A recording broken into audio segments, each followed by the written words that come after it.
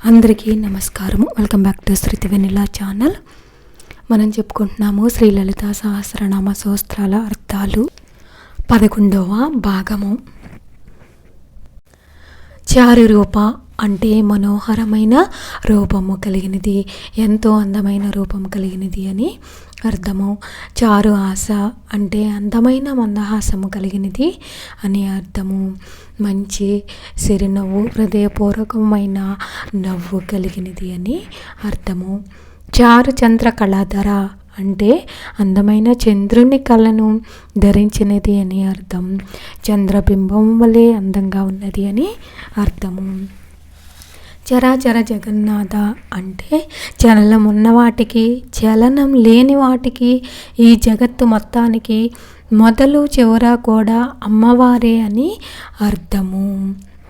చక్రరాజ నికేతన అంటే చక్రములలో గొప్పదైన దాన్ని నిలయంగా కలిగినది అంటే అమ్మవారు శ్రీచక్రం అంత గొప్పది అని అర్థం. పార్వతి అంటే పర్వతరాజు పుత్రిక అని అర్థం. అంటే అమ్మవారు పర్వతరాజు పుత్రిక జన్మించిందని పార్వతి అని పేరు వచ్చింది. పద్మనయన అంటే అమ్మవారి కళ్ళు పద్మముల వలె అందంగా ఉన్నాయి అని అర్థం. పద్మరాగ సమప్రభ అంటే పద్మరాగముల కాంతికి సమానమగు శరీర కాంతి కలిగినది. అంటే పద్మరాగ వజ్రాలు ఎలా దగదగా మెరుస్తాయో, ఎంత కాంతివంతంగా ఉంటాయో, అమ్మవారి దేహం కూడా అంత కాంతివంతంగా దగదగా మెరిసిపోతుంది అని అర్థం. పంచప్రేతాసన సేన అంటే బ్రహ్మ, విష్ణు, రుద్ర, ఈశ్వర, సదాశివుడు 5గురును ఆసనంగా చేసుకొని అమ్మవారు కూర్చున్నది అని అర్థం. అంటే అమ్మవారు కూర్చున్న కుర్చీ కాళ్ళు బ్రహ్మ, విష్ణు, మహేశ్వరు, రుద్రులు అని అర్థం. పంచబ్రహ్మ స్వరూపిణి అంటే పంచబ్రహ్మల యొక్క స్వరూపము అమ్మవారు అని అర్థము. చిన్మయి అంటే ఎంతో జ్ఞానంతో ఉన్నారు అని అర్థం. అమ్మవారు ఎంతో జ్ఞానం కలవారు అని అర్థం. పరమానంద అంటే అమ్మవారు బ్రహ్మానందం పొందినది, ఎంతో నిరపేక్ష ఆనందంతో ఉంది అని అర్థం.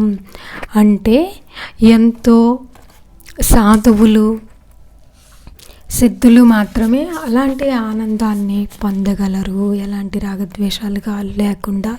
అమ్మవారు కూడా అంత ఆనందము కలిగి ఉంటారని అర్థము. విజ్ఞాన గణ రూపిణి అంటే ఎంతో విజ్ఞానము కలది అని, ఘనమైన స్థిరత్వము పొందినది అని అర్థము. ధ్యాన ధాత్రి ధ్యేయరూప అంటే ధ్యానము చేయుటలోను, ధ్యానం చేసే వారి యొక్క ధ్యాన లక్ష్యము యొక్క సమన్వయ రూపము కలిగింది అని అర్థము. ధర్మాధర్మ వివర్జిత అంటే ధర్మము అధర్మము అనే తేడా లేకుండా ఎప్పుడూ ఒకేలా ధర్మంగా ఉంటుంది అని అర్థము. విశ్వరూప అంటే ఈ విశ్వం ఎంత ఉందో అమ్మవారు కూడా అంతే పెద్దగా గొప్పగా ఉంది అని అర్థము. జాగరణి అంటే జాగ్ర వ్యవస్థ సూచించుచున్నది, ఎప్పుడు మంచి తెలివితో మెలిగినది అని అర్థము. స్వపంతి అంటే కళల వ్యవస్థను చూపించేది, అంటే మనం నిద్రపోయేటప్పుడు వచ్చే కళలకు కారణం అమ్మవారే అని అర్థం. మనకు జరగబోయేది కూడా అమ్మవారి వల్లనే కళల రూపంలో తెలుస్తుంది అని అర్థం. తైజసాత్మిక అంటే తేజస్సు వంటి సూక్ష్మ స్వప్న వ్యవస్థకి అధిష్టానము కలిగినది అని అర్థము. సుప్త అంటే నిద్ర వ్యవస్థను సూచించినది అని అర్థము. ప్రాజ్ఞాత్మిక అంటే ప్రజ్ఞయే స్వరూపముగా కలిగినది, ఎంతో తెలివి సమయస్ఫూర్తి కలవారని, శతప్రజ్ఞురాలని అంటాము కదా, అలా అమ్మవారు ఎంతో తెలివైనది అని అర్థము. తుర్య అంటే తుర్య వ్యవస్థ సూచించేది. సర్వావస్థ వివర్జిత అంటే అన్ని అవస్థలను విడిచి అతీతముగా ఉండినది. అంటే ఎలాంటి కష్టాలు, కన్నీళ్ళు, రాగద్వేషాలు లేకుండా ఎప్పుడూ ఒకేలా ఉంటుంది అని అర్థము. సృష్టికర్తి అంటే ఈ జగత్తునంతా సృష్టించేది అమ్మవారే అని అర్థం. బ్రహ్మరూప అంటే బ్రహ్మ లక్షణము కలిగినది. అంటే బ్రహ్మదేవుడు ఎలా సృష్టిస్తాడో అమ్మవారు కూడా అలాగే దేన్నైనా సృష్టించే శక్తి కలిగినది అని అర్థము. గోప్త్రి అంటే గోపన లక్షణము అనగా సంరక్షణ లక్షణము కలిగినది అని అర్థం. అంటే కాపాడే లక్షణము కలిగినది అని అర్థం. అమ్మవారిని ఆశ్రయిస్తే మనము ఎలాంటి పరిస్థితుల్లో ఉన్నా మనల్ని అమ్మవారు రక్షిస్తారు అని అర్థం చేసుకోవాలి. గోవింద రూపిణి అంటే విష్ణుమూర్తి ఈ విశ్వం అంతా గొప్పగా ఉన్నాడు, అమ్మవారు కూడా అంతే గొప్పగా ఉంది అని అర్థము. నారాయణి లాగానే అమ్మవారు కూడా పెద్ద విగ్రహంతో విశ్వం అంతా నిండి ఉన్నదని అర్థము. సంహారిణి అంటే ప్రళయకాలంలో సమస్త వస్తువులను, జీవులను తనలోకి తీసుకొని అమ్మవారు లీలం చేసుకుంటుంది అని అర్థము. రుద్రరూప అంటే రుద్రిణి యొక్క రూపము దాల్చినదని అర్థము. తిరోధానకరేశ్వరి అంటే దేనినైనా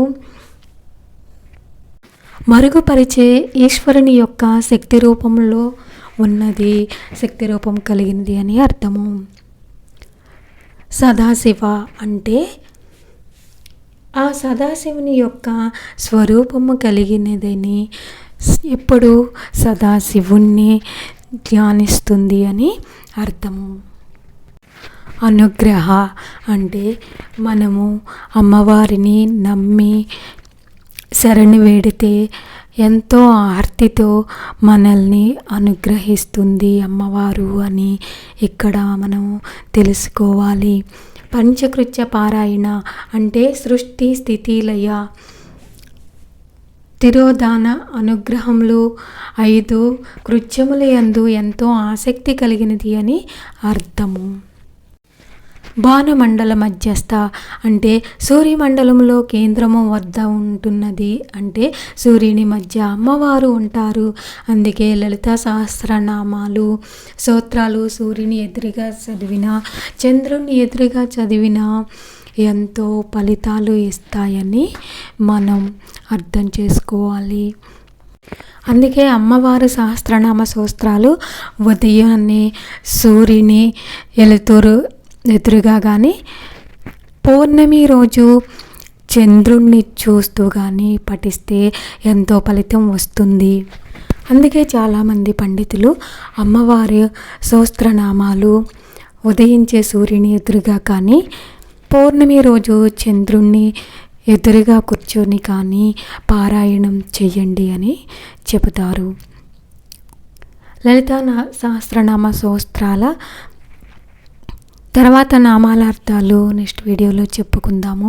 ఈ వీడియోలో నేను ఎక్కడైనా తప్పులు చెబితే మనస్ఫూర్తిగా క్షమించగలరు. ఈ వీడియో మీకు నచ్చితే లైక్ చేయండి, కామెంట్ చేయండి. Please subscribe my channel. Thank you for watching.